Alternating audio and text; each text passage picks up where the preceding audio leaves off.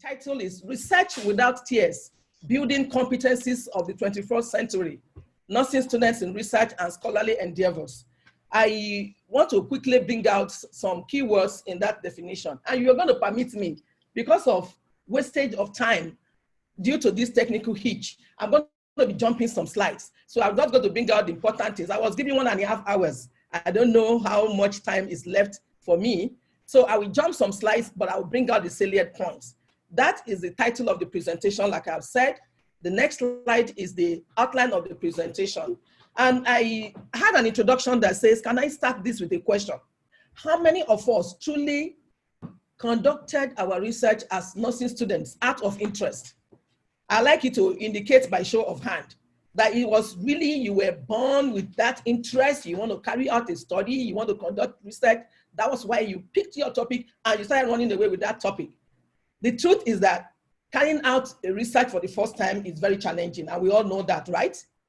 Yet, many nurses actually come face to face with research, either as undergraduate students or in one scholarship environment where it becomes necessary for them to do so. And if we are going to conduct research only as part of professional or educational requirements for graduation, then the likelihood is that it's going to end on the shelf. And in the 21st century where we are, evidence-based care is what is emphasized, and we cannot afford that kind of mentality. I need to be sure you are hearing me. So are you still hearing me? Introduction that I said is that many nurses and many nursing students come face to face with the issue of research when they have to face one requirement by educational endeavors or the other.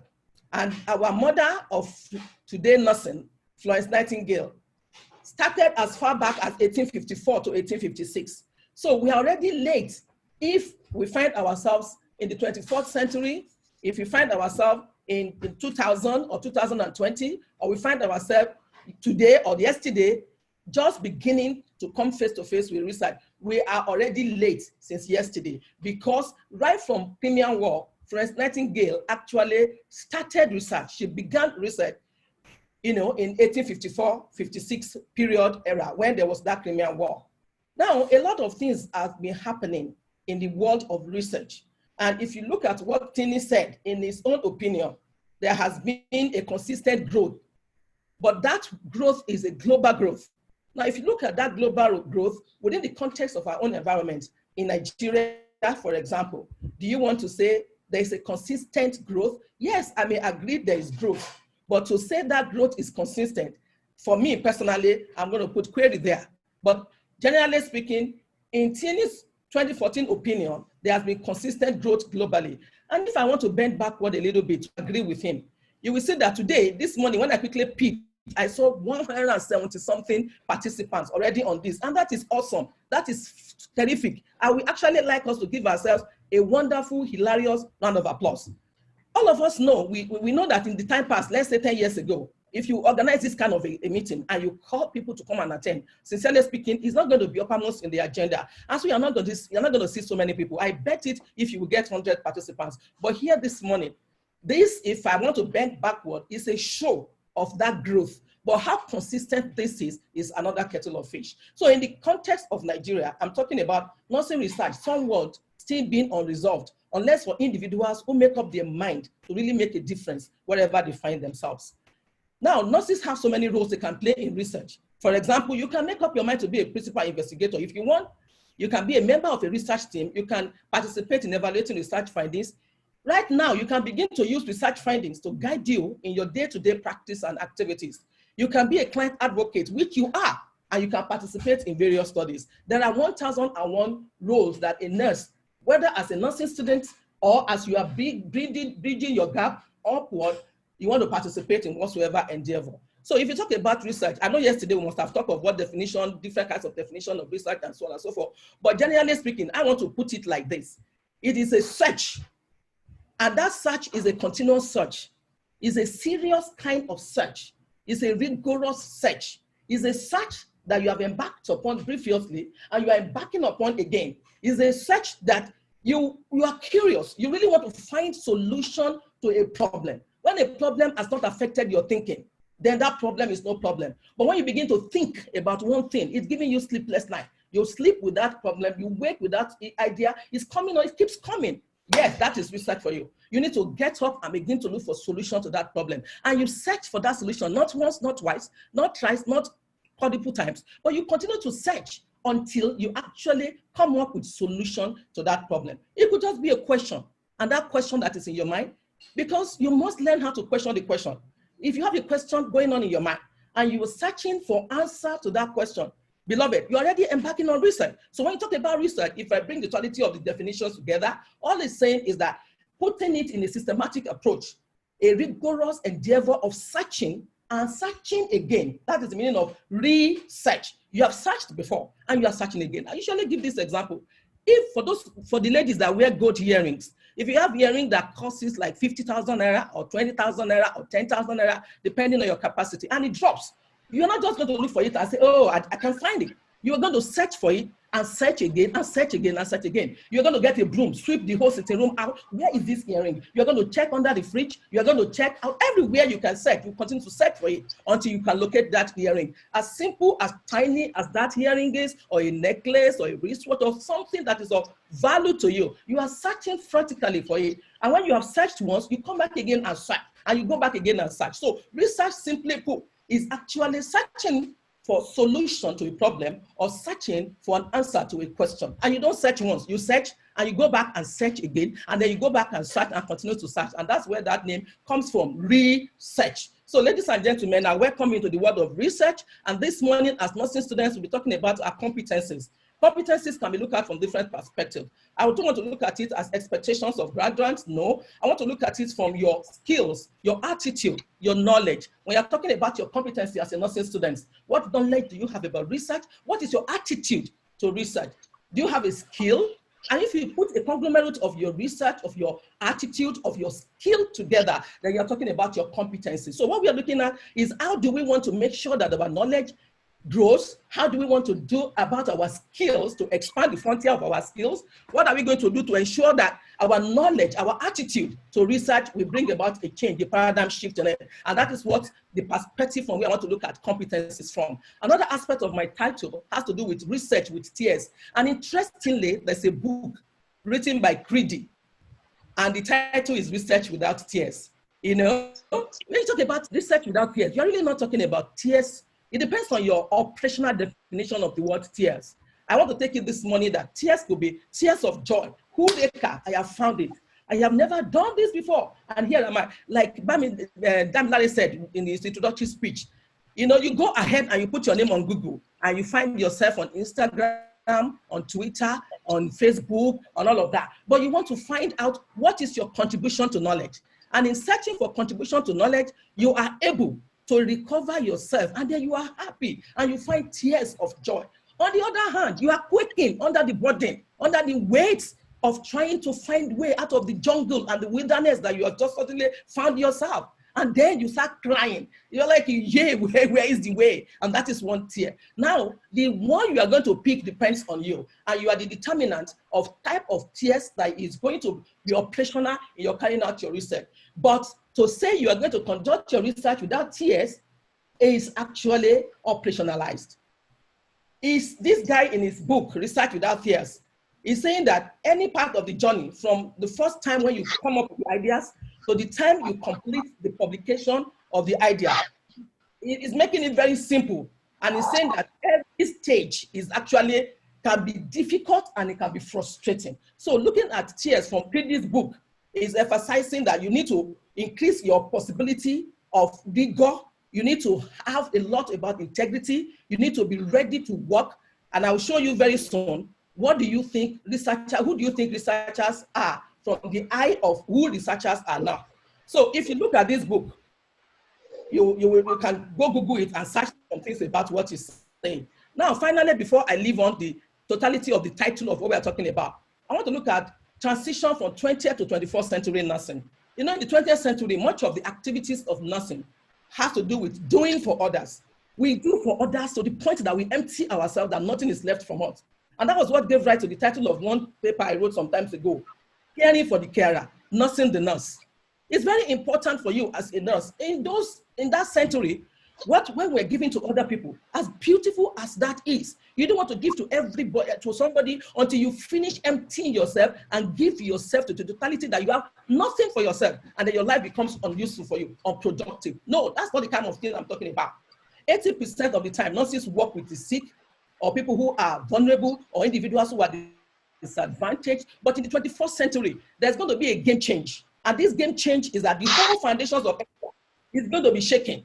And technology is going to take everywhere. Imagine me not being able to reach to you. The first option I had is, let me go ahead and be presenting on my phone. Then you will not be able to join me. And then I've lost very fantastic audience. I wasn't happy. I was looking at, oh my God, I've had Zoom this morning, but that's not the issue. The issue is I need to reach you. I need to know that you are there. I need to feel you. I need to understand that my participants, I'm engaging with you and you are engaging with me. And if there's no technology this morning, in the face of COVID-19, there's no how I'll be able to reach out to 100 something of you. Of course, there will be no social distancing. I know all that paparazzi that go along with COVID-19. So in the 21st century, the whole foundation is being shaken. Technology is taking over. Newer models of application of practice in different contexts are coming up. Services are increasing, and the demand is becoming higher than it used to be. And if people's demand is increasing, of course, you agree with me that cost is increasing. So anytime there is increase in cost, there is increase in demand, people are also going to demand for quality in whatever you are giving. And the commodity that you and I are selling,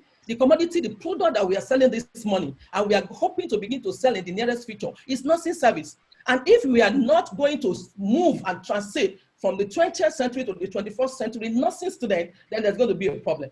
So the essence of our gathering together is to look at the site from this perspective, where we will be able to actually educate our consumers on various platforms. We are going to use e-modalities for the use and application of new therapies. We are going to be able to assist our client to make good choices, where we are going to be able to facilitate access to care, where we're going to be able to interpret information. When our patients by themselves have gone, they have searched for information and they need interpretation, and they come to us, we'll be able to give that. We'll be able to advise and guide our consumers in sorting through very complex health therapeutic choices that they have out there. So the question is no longer about what research is being done, whether you were taught research in school, whether your lecturer was not teaching you, whatever you want to look at it, that is not going to be the issue. The issue is going to be great 21st century nursing student. What are you bringing to the table? What difference does your research that you have participated in make and is going to make? Where is going to be the value added for the research activities that are undertaken? If you look at this slide now, you have different kind of things from the pharmacies. You're going to order your drugs. You don't have to walk to any pharmacy. You're going to do that electronically. You have different tabs that are used now, different apps that are used for different things, from laboratory radiology. You have iCloud that is going on. You have a lot of things from different departments that you have to coordinate as the advocate of patient. You have practice management, even billing method that is going on. So different aspects of healthcare is going to go electronic. And if you look at all of this, you will agree with me that whoever designed this topic has done a good job in actually making all of us to see what is it that we can do, so that there will be no tears of pain, of frustration, of sadness, of fulfillment.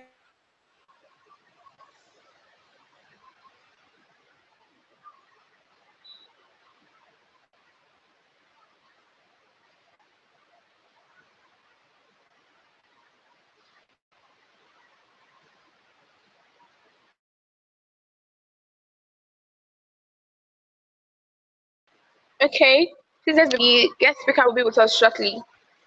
Let's be patient, she'll be with us shortly. I hope you guys are having an amazing time. Honestly, I've been writing since. Okay, so please let's be patient. Get back to us.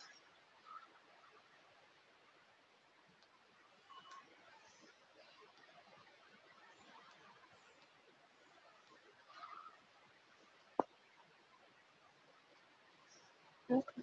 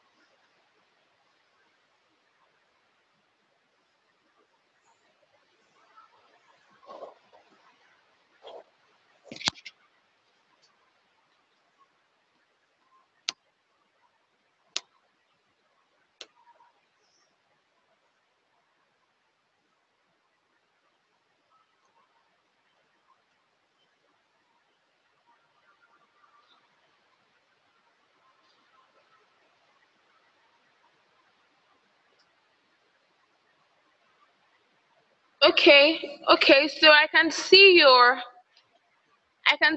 that there's a complaint that the speaker is very visible. Please go on it. We're getting through to her. Wait on, ma'am. Your speaker is off, ma'am. We're getting through to her. Please be patient. Please be patient with us. That will be rectified very soon. Very, very soon. Thank you for staying with us. That will be rectified very soon.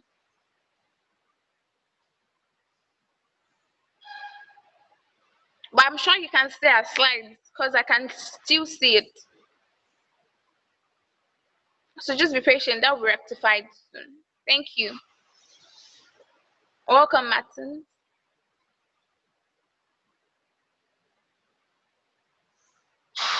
Okay, slide scene, Olajumoke. Please be patient with us. It will be rectified soon, please.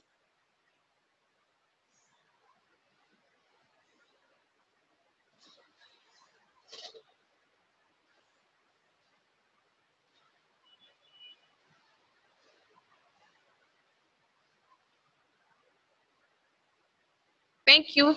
Thank you for the responses. Just be patient. Thank you for the message. Just be patient to be rectified soon. Okay, thank you. Okay, thank you. Thank you so much.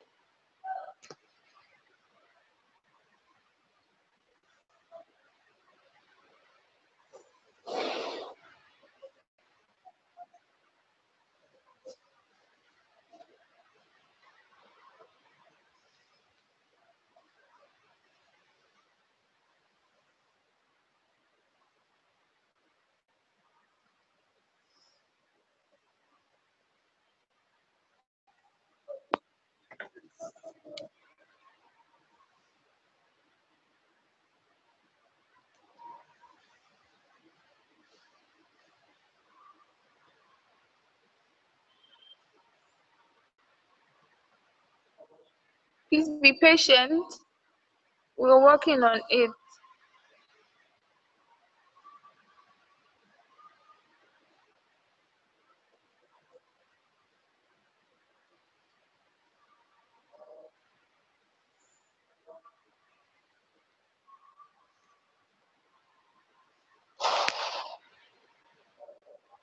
Hello, any luck? Hello, can you hear me now? I think you have. Okay, yes, you have omitted me. Thank you. I hope we will overcome this, but it's fine. We are going ahead. So I just finished who a nurse researcher is not. And then I'm moving on. I said, meet a nurse researcher on the next slide. Very busy, working, her head is thinking, and she's got all the gadgets around her, and she has the patient's cards with her, and she has all the other things around her. So it's a polyvalent nurse. is a nurse who is transiting between practice and is moving ahead into research and asking questions that is going on in her mind and translating her practice to theory and to research, and the cycle continues just like that. So I know there are some barriers that we have. You know, Ofi, Showumi, Edex, Agobadia, Oluwatosin, and a lot of people have come up with different kinds of barriers. Some people said there's no facility, there's no funding, there's no a poor attitude, blah, blah, blah. You can include your own challenges, add it there. But the world is tired of challenges and problems. The world is not interested in this problem today, this problem tomorrow. What the world is interested now, this world is looking for solution providers. The world is looking for nursing students of the 21st century who are going to say, before we came to this stage, this and this and this were the problems. Now we have appeared, and all those problems must disappear. When light comes, darkness is not going to be looking for permission. It's going to disappear automatically. So when solution comes, problems give way. So as 21st century nursing students, if you were able to arm yourself with the tool of research, then you are going to be able to question the question. You are going to be able to develop a very broad horizon, and you are going to be able to collaborate and interrelate with people that be, and then all these problems and barriers will not be the topic of the day every day. You can see this slide that much of what we know today from research has not been published. And as many as have been published have not been translated to practice. So you can see that gutter, that wedge between the two land surface, the field that I'm showing on this slide, that is showing to us the research practice gap. And if you look at the research practice gap, there are places where you have guidelines. In many of our parts, our facilities, there are no guidelines. People go ahead and just do whatever they want to do. But if there are guidelines, then it's important that we should go ahead and begin to search for those guidelines. There are guidelines for almost everything.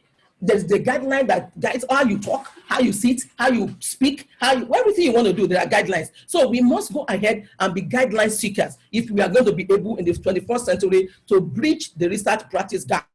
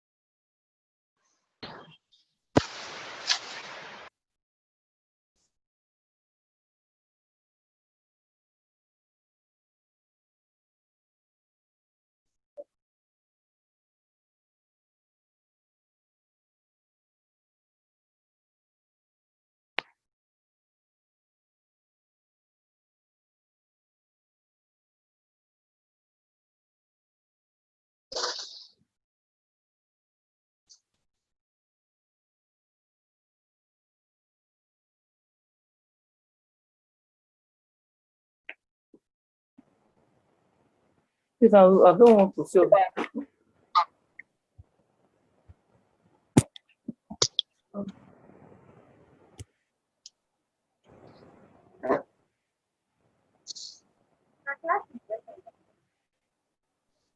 Please let's be patient. We apologize for inconveniences.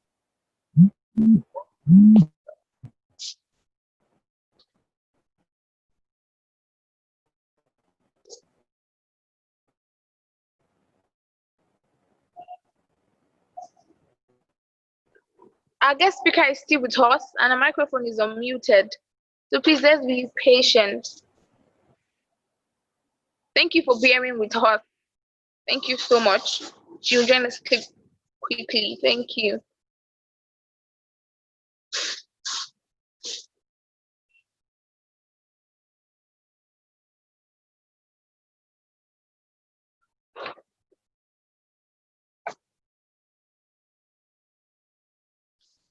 Okay.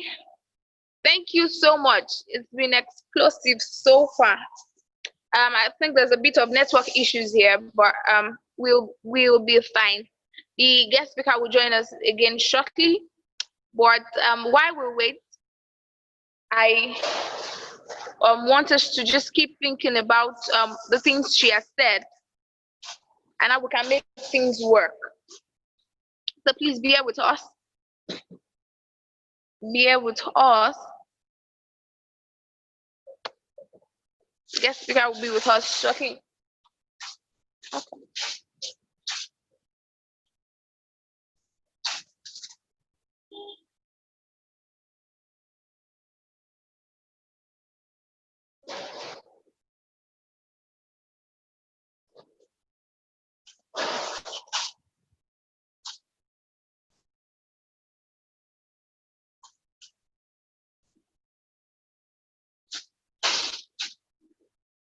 Okay, I think our guest speaker is out. Please bear with us. There's a bit of network issue here, but we'll be fine.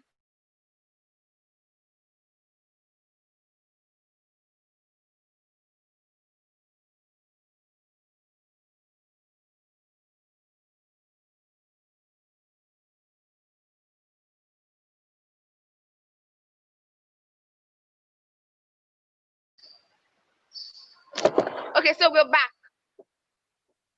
and we hope that the guest speaker will join us soon, so we can move on. But I don't know if you heard the part where she said, if a problem does not keep you awake, it's not a problem. That part really hit me hard, because sometimes what I've learned over time is that we can be talking, and we just like sleep. Like, it really shows that there's a whole lot for us to do. So can you just tell me how you feel so far about the session in one word? Okay. Okay, really interesting session. I am learning. That's from Daniel Ayodeji. Thank you so much for that, sir. Mind blowing. Amazing, amazing, amazing. Let's keep it coming, guys. It's captivating, so learning. Amazing. Awesome, awesome, amazing. I've been writing and writing, honestly, same thing. My notebook here, I don't know, within like few minutes, the first page was done. Captivating, awesome, truly eye-opening. That is amazing. Thank you so much. Challenging, that's deep. Eye-opening. Thank you. Thank you, thank you. Let's keep it coming. Let's keep it coming. Feel more enlightenment, motivating. Yes, honestly, this is the right motivation we need, especially, you know, it's very important that we're even starting the week with this kind of motivation. The world is not ready. Yes, that part when she said when the problem has not affected your thinking, it's not a problem at all. Honest, that part shook me. Okay, she's back. Please, let's get back to the session.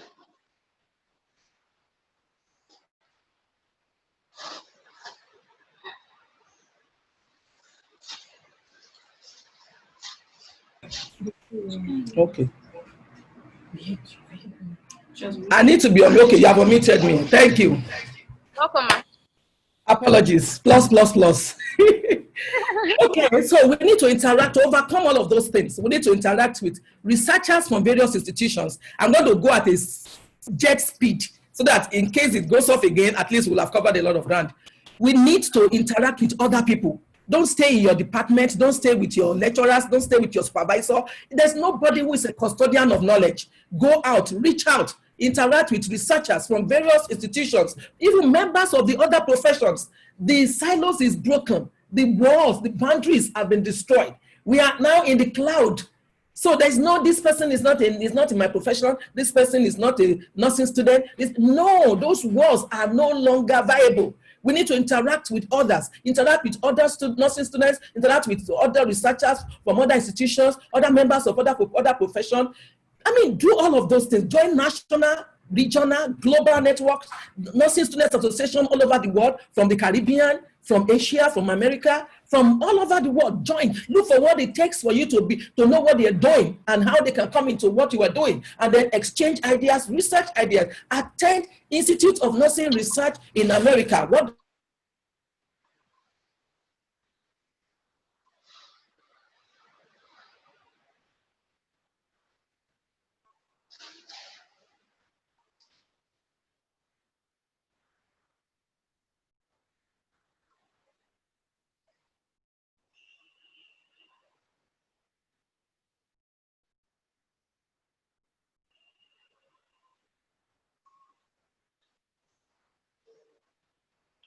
Okay, we're so sorry. I think one of us, we have to start doing a research on how to make the network work.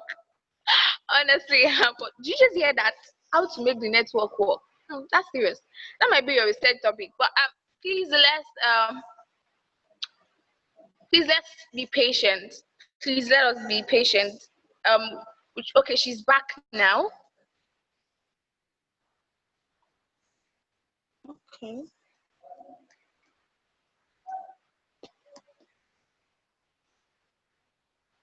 apply as a student. The rate for students is always different from the rate for staff and for professional workers.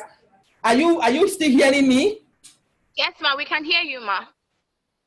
Thank you very much. So be visible. Don't just go and stay in your own world. Go out and see what is going on in other departmental seminars. Attend seminars in other departments, even when they are not nursing students. Even what is going on there is not nursing affairs. Go and listen to how other researchers think. Then begin to think of what you want to do at your master's level, at your PhD level. Begin to think about it now, so that you can have a trajectory. It's better when you have a particular problem or challenge that you follow through. Not that in your school you did something, you throw it away. When you come for the first degree, you are doing something else, you have thrown it away. You come for masters, you pick something, you're Ghana master. When you finish that one, you throw it away. You come for, no. But you want to be identified as having mastery in a particular area. So you're going to be the queen in that area or the king of that area. People are going to identify with you that if you're looking for someone who is working on cessation of smoking, if you're looking for teenage pregnancy palliative provider, if you are looking for someone who specializes in this, that is where it starts from. And they will see that, oh, when she was a nursing student, she worked with so and she's able to follow through that. So it's important to do that. Let me just stop that one and move on. So because of time, I say all of these problems are many. So you don't sit down and begin to think about those problems. All of us have a role to play in building our research competence. There are so many things that we are going to be able to do, but all hands must be on deck. And for you, as many as people who ask, they receive. Ask is actually asking.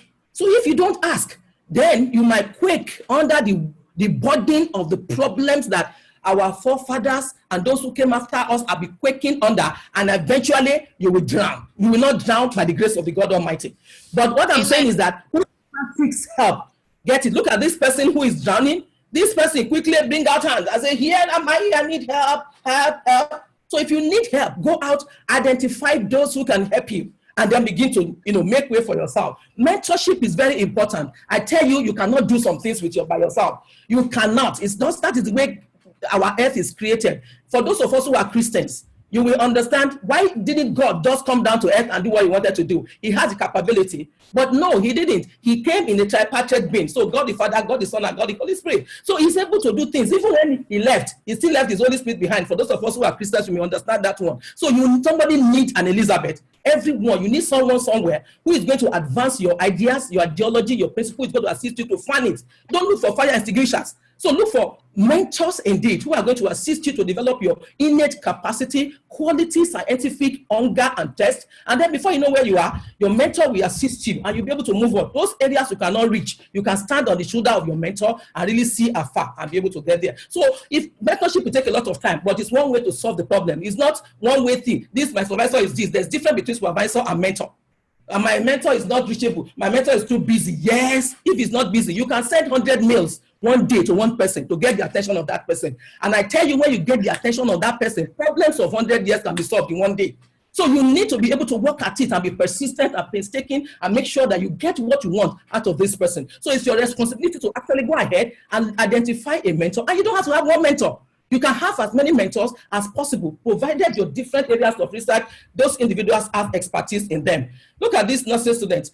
I said that all of us have to be, our hands have to be on deck, but the greatest responsibility lies on you. You are the one who wants to be the mentee in the area of research, that we go out, we reach out, we launch out, we pursue. You are the one that is going to run after. You are the one who is going to look for one person and send 10 mails, yet there's no response. And you're going to continue. One day you will get response, and the response is going to be, meet me, it's also at so place by 2 o'clock, and then all the problems come to an end. So it's very important to be able to identify yourself as the greatest solver of the problem and as a person who actually has the problems that you want to solve. I say you have to begin from the basics. You know, look at the below. If you're talking about problem, you must always start from the basics. So if you want to develop the capacity, the competence of a nursing student at all level, you must go back to the foundation. Every one of us, we started from somewhere. I will tell you, if time permits at the end, a small story. If time permits, to see where everybody is. All of us, we started from somewhere. Nobody is born a researcher. Everybody began to learn at one point or the other. So you must go back to the basics. What is my deficiency? Where do I have problems? Who do I need to meet? How do I go about solving those problems? And then you can move forward from there. Lecturers will do their part. Lecturers should make sure that students under their care have best experience possible in the areas of research. They should teach it with enthusiasm, with interest. They should be like salesmen and saleswomen who want their students to fall in love with research. Every effort will be put. But you may ask me, is that what is going on? Of course, at administrative level and managerial level, it may not work that way. So it is still your responsibility, if you ask me. And look at these students. Look at this category of students here. Do we have a facility like this for our nursing students? How can this be done through research? But we have a NURSIN collaborating with INR and doing this. Can't we write a grant and say, as nursing students, we want to come up with this kind of a thing and look for a mentor and go ahead and apply for grants?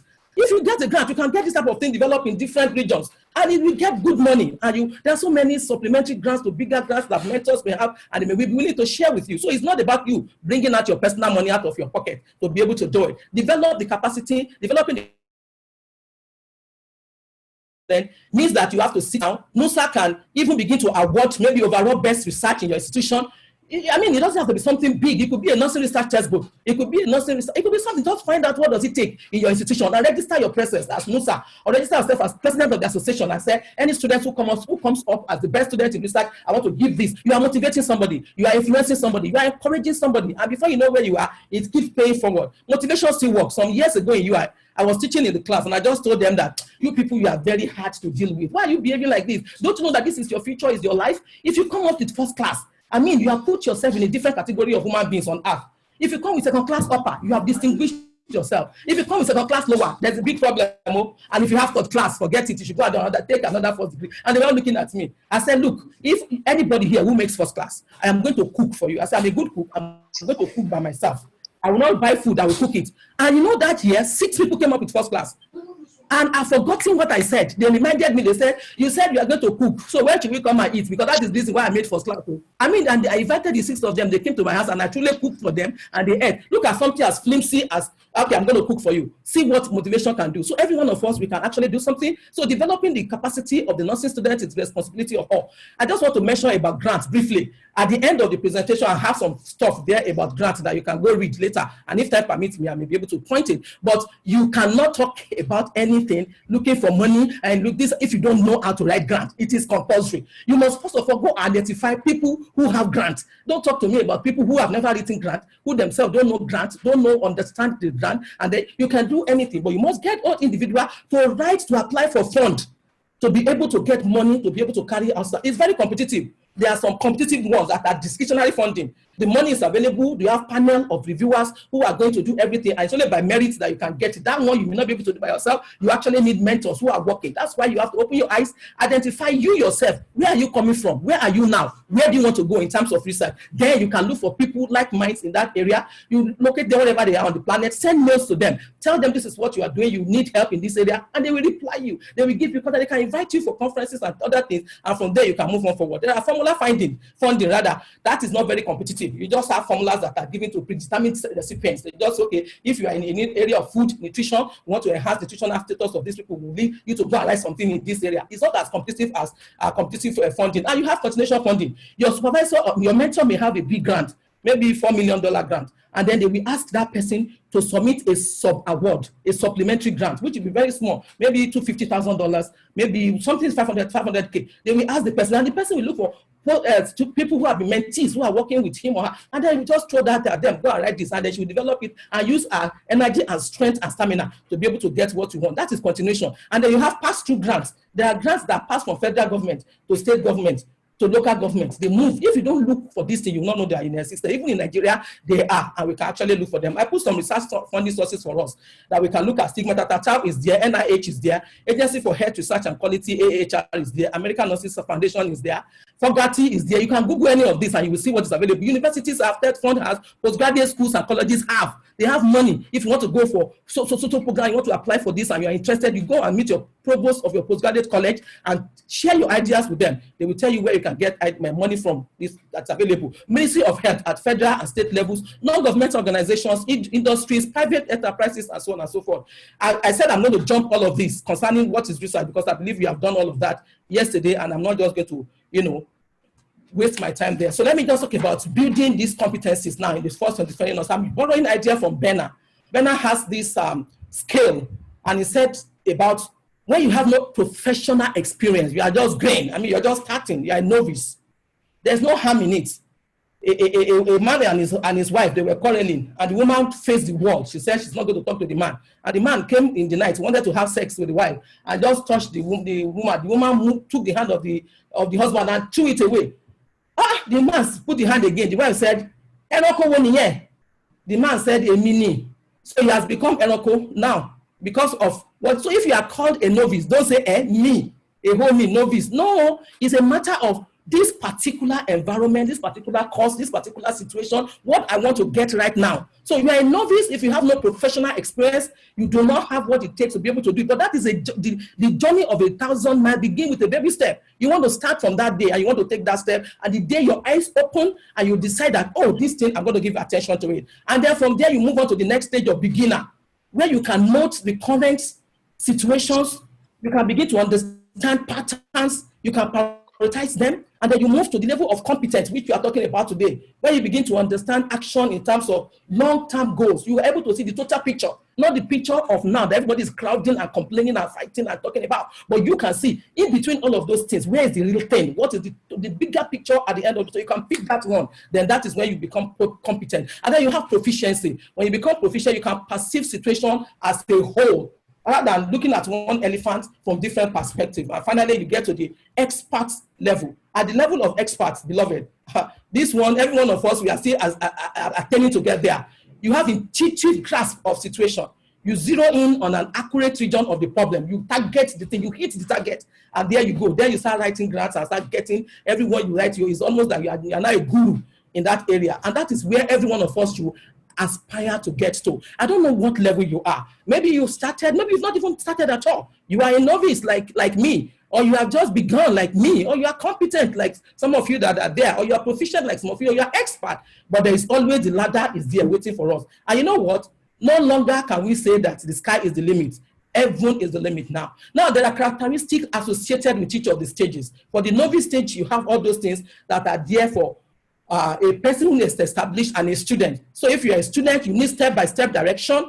You need to be able to get feedback from someone who will tutor apprentice. And then you that take you to the next stage of apprentice, where you now begin to do group work, apply, do self-evaluation, make inquiry, research, begin to ask, why is this like this? What is happening? Then you move to practitioner, where you have more significant concepts. You have theories behind you. You can put concepts together and propositions, and you can conceptualize, you can think and design, and you can come on to level of transdisciplinary, interdisciplinary, multidisciplinary, and you can look at challenges from different perspectives and a very wide and broad horizon. And then you can have self-directed projects, and you can have innovations, and you can begin to collaborate with others. Now, some traits of good researchers, we must have heard about this. Just write the word researcher and put for yourself whatever you want to put there. For example, you have to be research-oriented, efficient, scientific, effective, active, resourceful. When I meet you, I should have a feeling of being impacted. You should be creative. If you are looking at one problem every day and you are getting the same result, there is time for you to bring about a change in that method that you are using. If you want to have a new result, if you want to have a new finding, a new thing that is coming up, you must change your method. That method, something is wrong with it. You cannot continue to do something the same way and be complaining of getting the same result all the time, because that's what you have to be honest. You heard about people who have got big, things in all over the world, nomenclatures, awards, and so on and so forth. And 10 years down the lane, they are discovered that what they did is wrong, and everything is withdrawn from them, and they get to the level of shame. From high level, they come to zero. So may we not transform from hero to zero? So we have to be honest and have integrity. You must be economical. One of the problems we have is people were giving huge amount of money to conduct research in this country, and they never spent money for research. They use the money for other things. And that's part of the reason why we are still having a lot of problems that we're having, because we are not solving the problem that we are experiencing and the challenges that we are facing with outputs from researches that are being conducted, because some people are not even conducting any research. So you must understand money and understand that money is not the root of evil. It is the love of money. And so when you are giving a grant or you have a fund to be able to carry out something, you should actually spend it on what it is meant for. And finally, you should be religious. Researcher, you should be religious. However you want to define your religiosity, if you want to define it in terms of ethics and saying you have ethical sense or whatever you want to do, that's fine, it's good, you must be ethical. If you want to conduct any research, you don't make use of vulnerable individuals. There are a lot of things about ethics, and that is why you must subject your work to institutional review board. Institutional review board should give you comments, they should peer review your work and give you feedback, and you should adjust to whatever they want you to do so that your integrity is guaranteed, and the people you want to participate in your study will be sure of who they are and what you are doing with them. And if you want to look at religiosity in terms of God, of terms of spirituality, that is also welcome. Go and study those who are early discoverers. People who discover electricity, who discovered, there were people who had insight into a peep into the spiritual realm. There are people who are able to sit down and connect with the spirit world. I don't know how to connect that for the sake of those who are not Christians, but for those who are Christians in our midst, you understand the place of the Holy Spirit. And so you can actually, the Bible says, deep calleth unto the deep, and secret things belong unto God, and he reveals it to those who he wish. So if you go to him and ask for insight, you can actually get some insightful things, ideas. There is nothing that is good and worthwhile that will not begin with an idea. There's an idea somewhere. And so if that idea occurs to you, you note it, you write it down, you begin to think about it, develop it, design something about it, look for people about it. Before you know where you are, the idea will become something big. And I hope I'll be able to come to the story I wanted to tell you later. I will be able to come there. So in this slide, next slide is talking about whatever you want to do.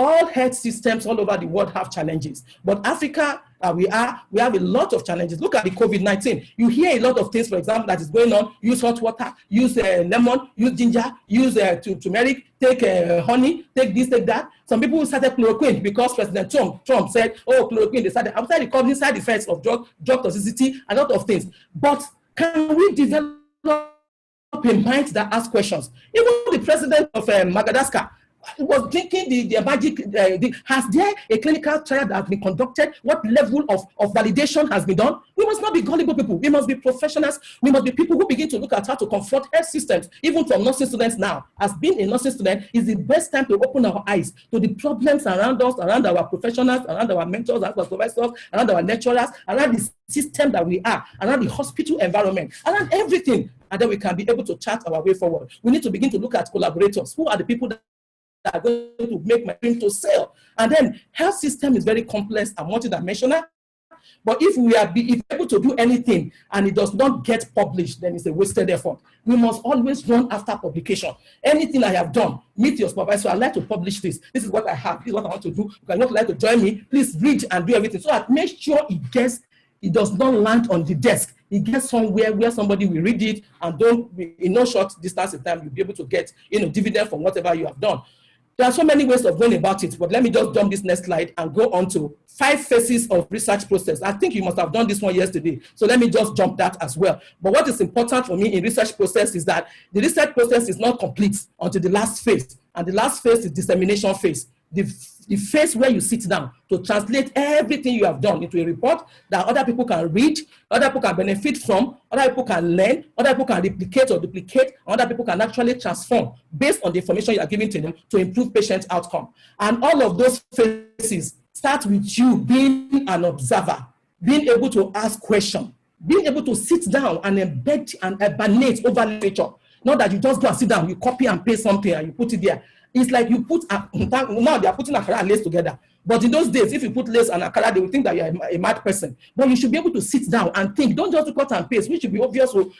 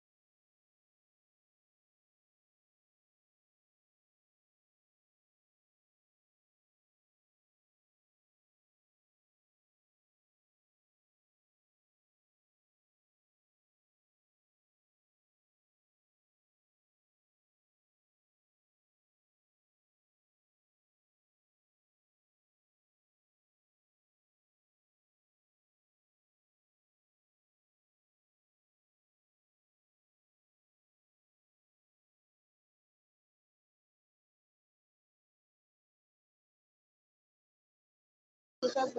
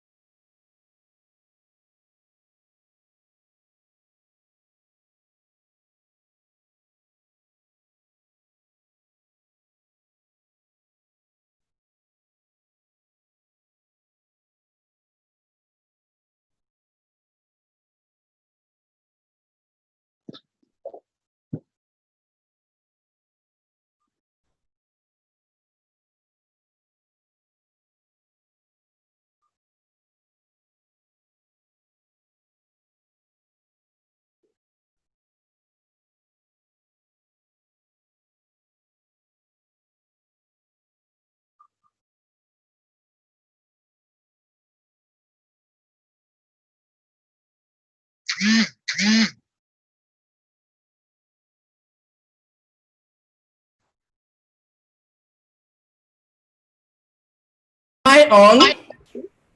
Yes, ma. Okay, thank you.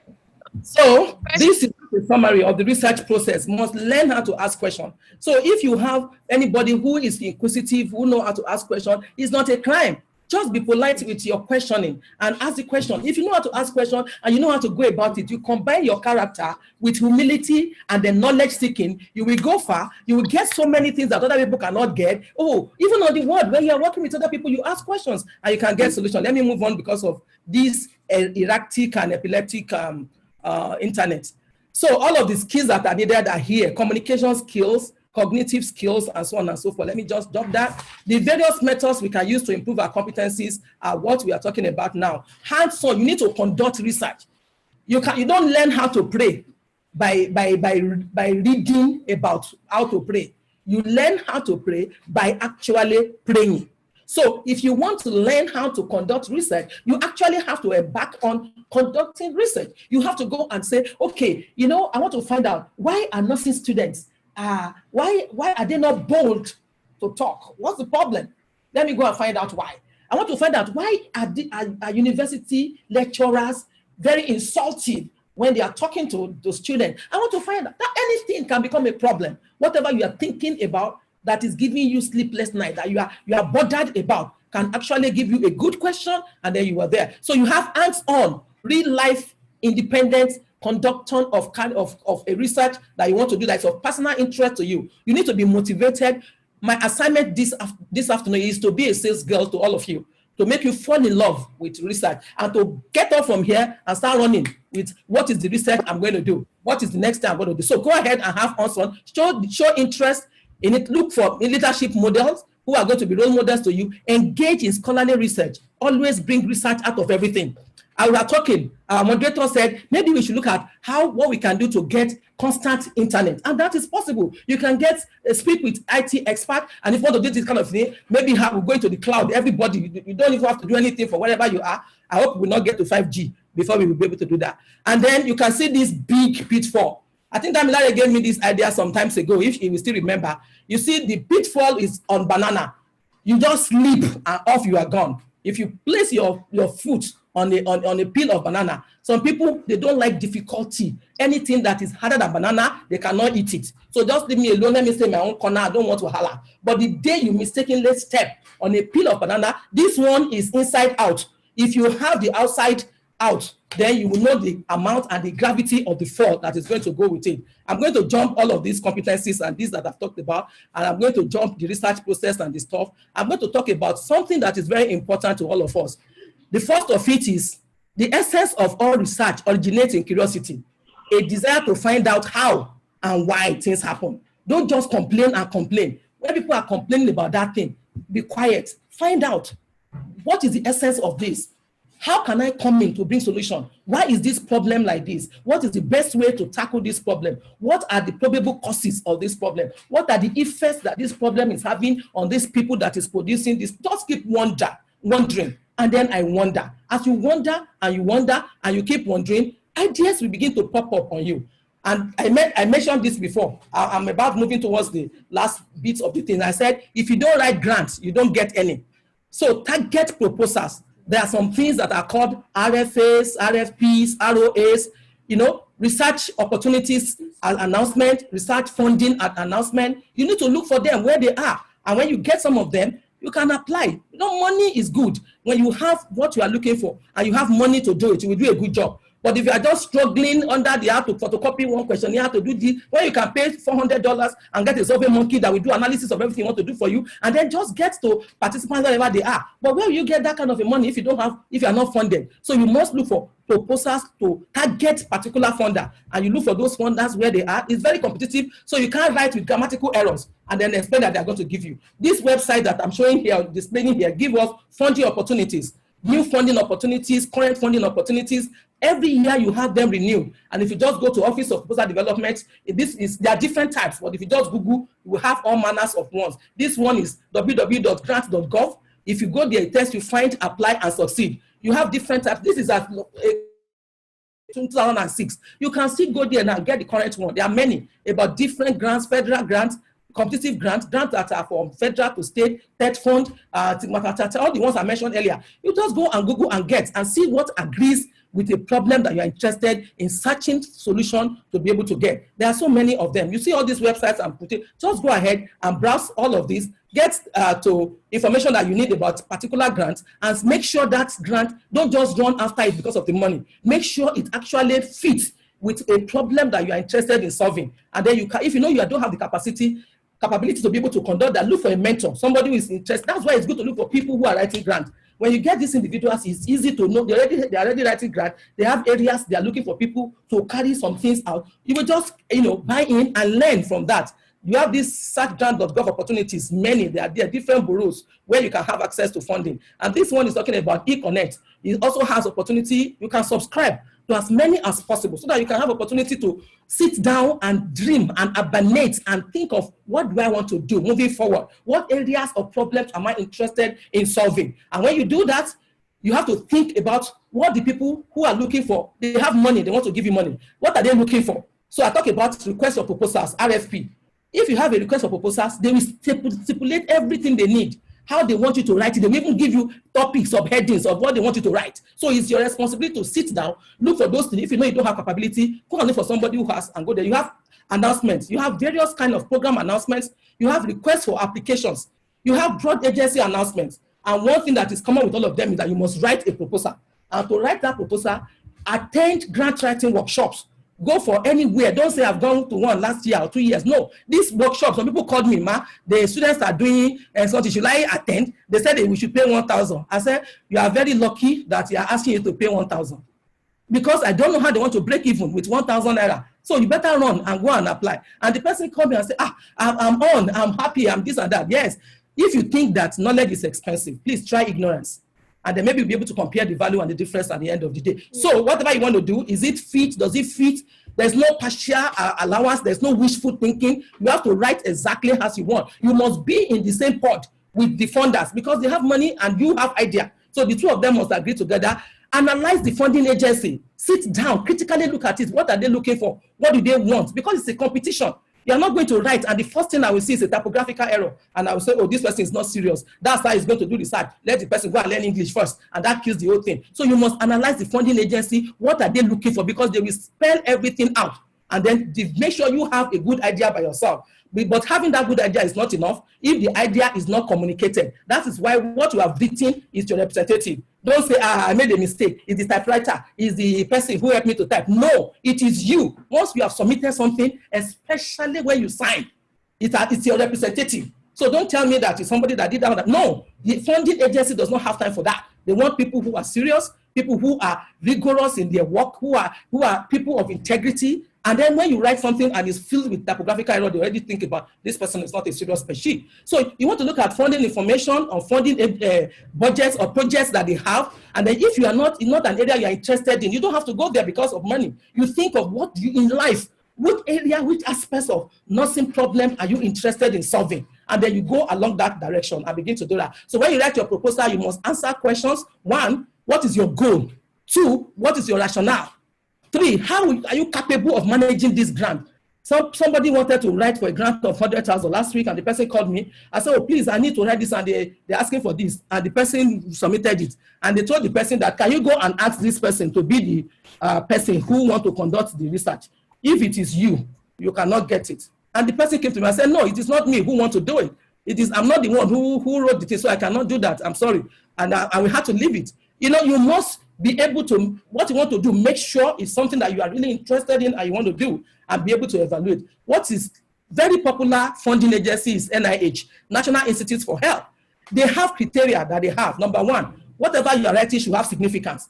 Ask yourself, what? I want to conduct study on taking alcohol in place of sanitizer.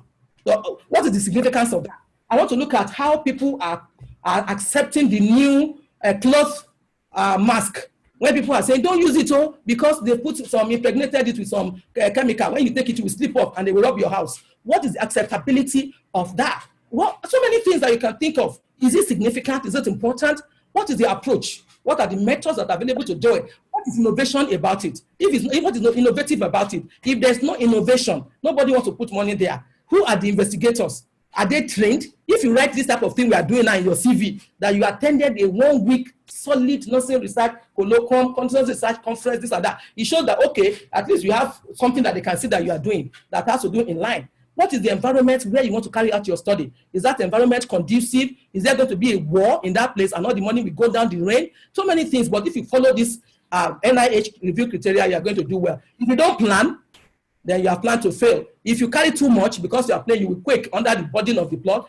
If you don't anticipate the unexpected, then there may be problem and you may be so discouraged that you don't want to do anything else. But expect the unexpected. And when it comes, you are like, it's all right. Remember the Nigerian match where we had 4-0? The unexpected happened, and from the back, we began again. And then eventually it became we equalized, and then, of course, we won that game. So expect and anticipate unexpected. And intrigue your reviewers. Let people who are going to read your work see that there's common sense in what you are saying. And you are trying to be innovative. Look at this bear. How is this bear going to enter into this small house? Look at the shape, look at it. But you can see this bear trying. He's trying to put his hands at the back. He's trying to manipulate himself. He's trying to make a way for adjustment here and there to be able to fit into what he wants to do. And by the way, he has baby bear to stay and watch first so that he can go in. And if anything happens, then of course they can escape for their dear life. That's planning for you.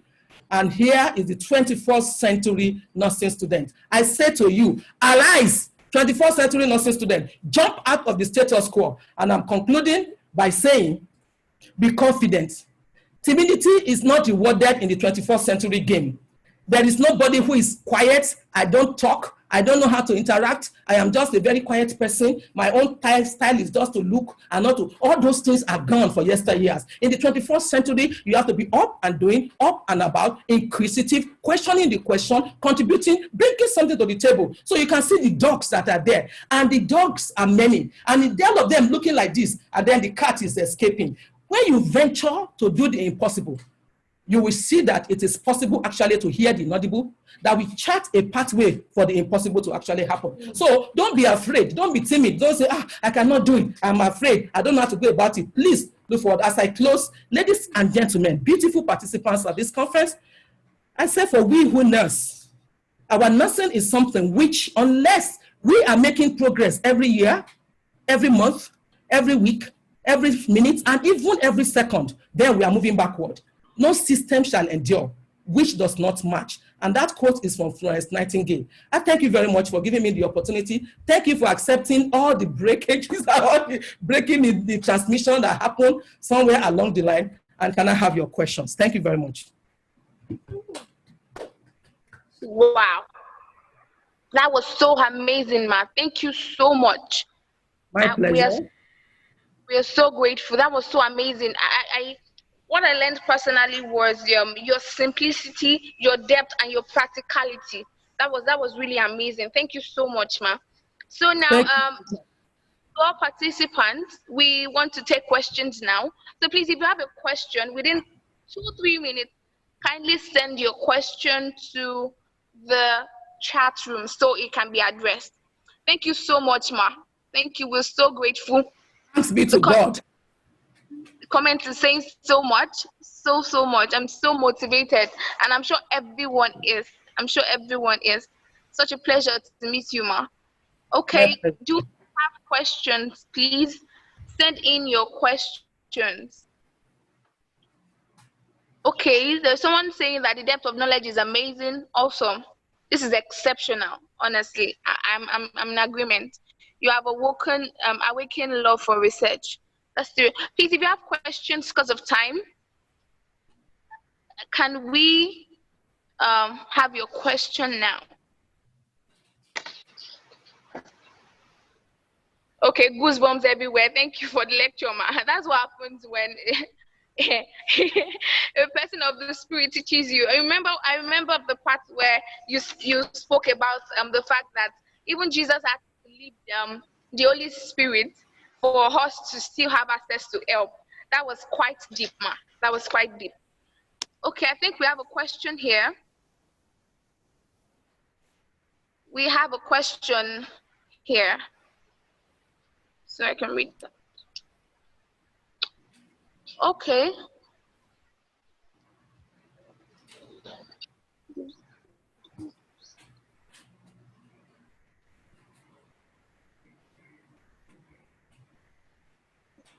Okay, ma, there's a question here. The first question here is, can the research be done in groups? Can research be done in groups? That's the first question. Now, the second question is, how do I get a, I think do you want to take one after the other so we...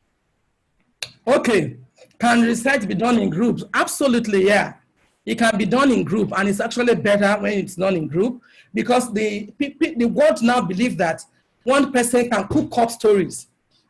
That's why it's very easy for an individual to sit down in one corner, fill up a questionnaires, and then come up with findings and whatever, and then whatever baggage you put in, you get out. And there has been some manipulations of results that were given. If you heard about the story about little wine, red wine, initially, it came out and people started drinking that, you can take red wine, it's good for your heart, it will help the cardiac muscles to be able to blah, blah, blah. And then later they came out and said, oh no, all those things were doctored. It was really a manipulation. It was not true. So if there were many people who collaborate to do that, at least there will be one person who will say, no, I'm sorry, my integrity is at stake, I'm not going to do this. So they want you to collaborate, to have many people for that reason. One. Two, if you can never do something best if you are doing it alone. If you are many, different people will have different perspectives. They will have their own ideas that may be different from yours. For example, if you want to do something and you ask a student I wanted to look at something that they use fish nets to make, to measure neuropathy in diabetic patients some years ago. And I actually had to speak with a physiotherapist who eventually got somebody from engineering. And at the end of the day, it was very easy to do the work. Unlike me alone, sitting down and thinking of how do you want to fabricate this? Very simple idea. I just saw it somewhere. I went to present somewhere and I said, oh, this is good, we can do it. So it's very good to collaborate. You can do it in group, but be careful with that group. One, don't go and take a group where the idea will just die and then they will be fighting. This one we're talking about, this at the end of the day, you get nothing done. So look for people who can contribute and add value to what you want to do. So it's very good to do work together in group. Yes to that answer. So that question rather. The next question. Thank you so much, ma'am, for the beautiful answer. So there's another question here, and I think it's common to everyone. The question is, how can I get a mentor? How do I choose a mentor? What are the criteria of mentorship? Virtually every participant is asking the question. Can you help us with that, ma'am? Thank you very much. Some years ago, I wrote something about mentors are scarce in nursing. And that was because I wanted to apply for something, and I went to look for somebody who has applied for it, and I searched everywhere on the net. I couldn't get one person. And the reason for me to be able to apply is that I wanted to get somebody so the person would give me an idea of how to go about it. And so I didn't get anybody, and that was quite frustrating. So the next time I wanted to do something, of course, I lost that opportunity. The next time I wanted to do something, I started to ask questions. Who is doing something in this area? My current research is on genetic counseling. And I wanted to do something on cancer genetics. And they were all saying, this is too hard, it's too dry. I said, in fact, that's the place I'm looking for. I want to pitch my tent. And then when I got to somewhere in the US, I asked them, please, do you have anybody who is working on this? They mentioned one woman to me. I went to another place. I mentioned this thing. I said, I want to do this. They mentioned the same place, the same woman. When I got to another place, they mentioned the same woman. So when I came back to Nigeria, I went to meet a consultant surgeon in UCH. I told him, he mentioned that woman. So from about 4 different places, I know that this person, I just have to look for this person. So I started searching for her email, and then I began to communicate with her. She did not answer me. Only God knows. In fact, it became a default email. I was sending the message to her severally. After about 100, one day she just responded. She said, you, this lady, you want to bully me. What do you want? I said, I am your PhD candidate from Nigeria. She said, I don't have any PhD candidates in Nigeria. I said, yes, I want to do something, and what I want to do has something to do with you. She said, who is your supervisor? I made sure. She said, sorry, I don't work with all those type of things. I said, it's all right. After some time, I sent the same mail again. I continued sending the same thing until one day she now said, oh, come, I'm coming to Nigeria. So you and your supervisor should meet me at so time. I said, yay, Eureka, I made it. So I went to come and I said, I've seen a mentor, and she said we should come together, so let us go. She gave us an appointment for 2 o'clock. We got to the place 9 o'clock in the morning. We waited till 4. She came in around 3 something. And when she came in, she was like, hey, how are you? How are you? What are you doing here?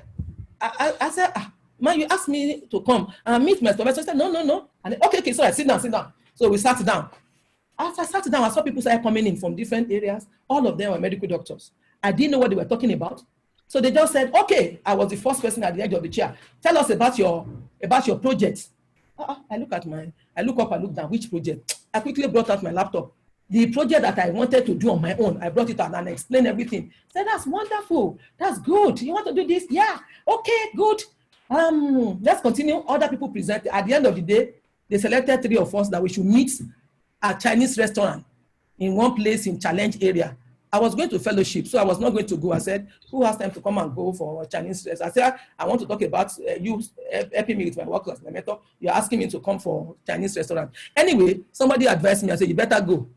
So I went that day. When we got there, they gave us good food, and everybody were busy eating. Me, I was praying. And I said, God, come and help me. I don't know what they have brought us here to come and do. At the end of the day, they just said, okay, yes, tell us in 2 minutes why you should be funded. So, and I answered the other person. They said, okay, we'll get back to you. 2 days later, I got a letter, congratulations, you have been awarded. You are the one who got the grant. Which grant? I didn't apply for any grant. I don't know anything about what they were talking about. That's the power of a mentor for you. So you are the one who will go and look for that mentor. You are the one who will go and search for what are you looking for. And today, for that contact, she gave me an opening to go and study what I wanted to do with $50,000. They didn't give me cash, but they gave me everything I needed, textbooks, my equipment, Mac laptop, name it. Everything was paid for. And I was lodged in a hotel. They paid all the money, and I was put together to work with people who are doing what I wanted to do. So with that, I had the opportunity to be able to learn about what I really wanted to do that is not happening in Nigeria. When I came back, she said, you know, there's one money from that grant. You can write what they call re-entry grants, that you have returned to your country, what you have learned, you want to practice it. So they gave me $15,000. So I was able to do my PhD work with that $15,000. When I finished, I said the money was not enough. I said, go and ask more. I asked for another $8,000. So at the end of the day, I had $23,000 on my PhD work. You know, I already had a PhD before. That one, my husband and I, we were the data collector, we were the field officers, but this one is not with tears at all. It was done well and everything. And when I finished, I knew I had to publish. And so I published. And by the time I published, people started calling from left, right, and center. And so come on, one contact with one mentor, you know, we open doors for you, but you must be the one to go and search. If you send me, somebody come up to me and say, hey, I like this thing, I want to be your, I say, oh, approved, agreed. Because I know that it's like candle that you lit. It's a matter of time, it will soon go off. So if you don't follow up, if you are not painstaking, if you are not pestering, it looks as if you are pestering the life of that person. Look, the person has a lot of things he or she is doing, but you are in the radar of that person. And when you keep sending those things, it looks as if you are pestering, you are bothering. In fact, there may be no reply, but you are registering your presence in the radar of that person. So it is your responsibility to look for a mentor. You have to look for a mentor, but to be a mentor, you have to be a mentee. So if the Lord is going to be your shepherd, sweetheart, you must be a sheep and not a goat. Hello, did you hear that? Yeah, they are gone, no? Hello? Hello, madam. Deep. Did you hear? Which one did you hear last? If you must be a sheep to the shepherd, if you must be, if God must be your shepherd, you must. If you want God to be your shepherd, you must be a sheep and not a goat. So if you are looking for a mentor, you yourself, you must be a mentee. You must have the attributes, the characteristics, the qualities. Your mentor can wake you up in the middle of the night and say, you know what, I have so to do. Can you do this for me? Don't say, all of my is it because I want to do clinical? No, I don't have time for that. And you know what? Many times they ask you to do something. They've already done that thing themselves. They are just monitoring your resilience, your ability to be able to. So when they have something that is great and needs somebody who can work under pressure, then they will call you. So it's your responsibility by and large. But there are mentors out there. Just search for somebody who is interested in your area. Don't go, you are in community. They are looking for a mentor in med-surg. What are you guys going to be talking about? Look for a mentor in your own specialty. And you can have different mentors for different things. There are spiritual mentors, professional mentors, academic mentors, marital state mentors, all manners of mentors. So you look for a mentor based on what you need to do at a particular point in time. Thank you so much, Ma, for the beautiful answers.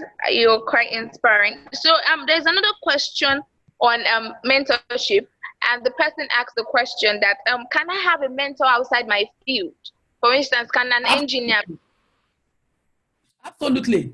You can. I just gave you an example of wanting to fabricate something that is going to assist me to be able to measure neuropathy among diabetic patients. I don't have what it takes to do that. So I called one of my associates in physiotherapy who got somebody for me from engineering. So you don't have to be in the same field. You are in the same field for a particular purpose. That person is following you through your life, your trajectory. That's your overall mentor. That person tells you, don't go that way. You want to go for a master's, don't do master's in nursing education. Go into nursing, to community health nursing, because the field in the next 20 years is going to be saturated. That person is an experienced professional and is mentoring you on that, your professional progress and upward movement. But this person you need idea from is another place. They can mentor you in doing that thing from that particular field that he or she is coming from. You can have a mentor who is a medical doctor because he's conducting research on adolescent psychiatric health and you are in mental health nursing. I don't know whether I'm making myself clear. Yes, ma'am, you are. Yeah, so it doesn't have to be, okay, the person must be in my, there's no rule, there's no hard and fast rule about it. It's about long-term relationship and getting someone who can meet your need. Thank you so much, ma'am. Still on the mentorship question, there was a question that, can my mentor be my project supervisor as an undergraduate? Yeah, you see, the supervisor is to monitor your academic work. And once that academic work ends, that supervisory role concerning that project ends. But if that supervisor is your mentor, then at the expiration of that project, that chapter is closed and you continue on your mentoring, mentee-mentor relationship. So it's both ways, but they are two different things. Your supervisor is watching over your academic research, publication, things that relate to your scholarship. Your supervisor is particularly interested in this research. You want to work on pregnant women, you want to work on garments, anti-shock garments, you want to work, whatever, that is what he's looking at. So you can have the same person, but just know that the relationship with a supervisor is determined by the length of the academic endeavor that supervisor is monitoring, while a mentor is seeing into every aspect of your life and is a lifelong relationship. The person knows everything about you, knows about your family, about your children, about your things that in supervision is not the business of your supervisor, so to speak. Okay. Do I make it clear a bit like that? Yes, ma. Thank you so much. The difference was clear. It was amazing. Okay, so ma, there's another question here. Can I write a grant as an undergraduate? Nobody's going to give you money because one, NIH, for example, has a way of writing. I don't know what happened with this with my Kinetic system today, so I don't want to touch it. I will have quickly turn over to you about sketch from NIH. NIH wants you to write for them, one, your background. So you will give them what schools you have attended, what certificates you have acquired. That's number one. Number two, you tell them your story. Where are you coming from? Where are you? And where are you going? Three, you tell them why, if you have ever gotten a research grant before.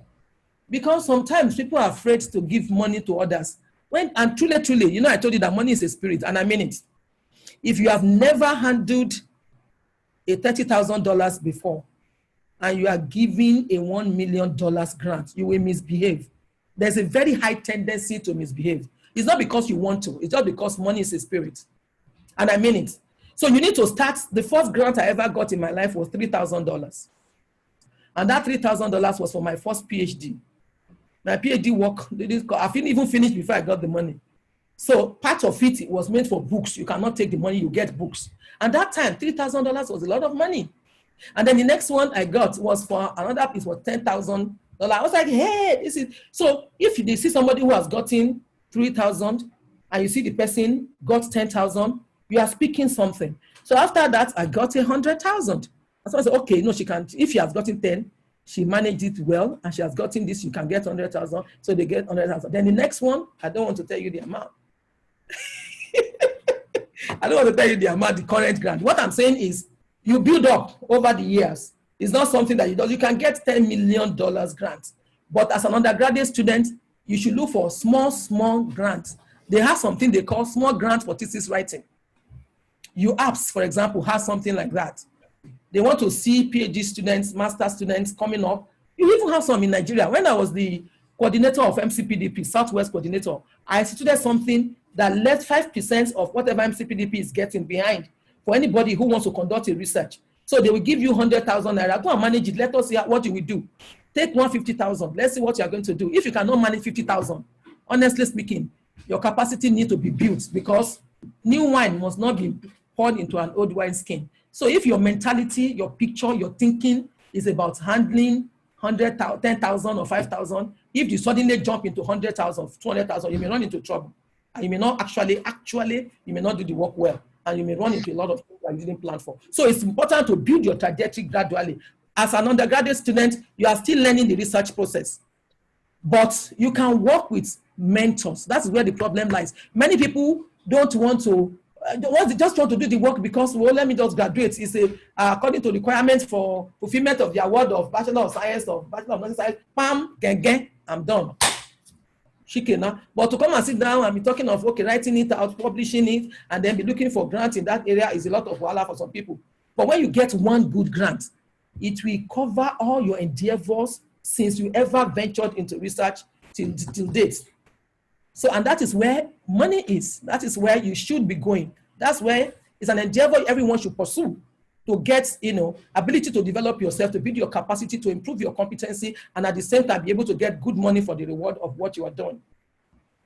So as an undergraduate student, what I'm saying is that learn the research process first, look for mentors and work with. When there's anywhere they are talking about research, ask them, volunteer. Say, I want to be part of this. Don't worry about payments. Don't worry, I don't even need to be paid. I just want to know what is going on. And they will be looking at you as, and you might go, okay. When they have something that is good, ask money, they will call you, number one.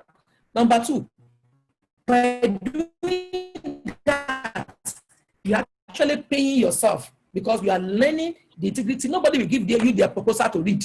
But if you join and volunteer, you will get a lot of things from them. Okay? Did you hear me? It's breaking, but I'm done.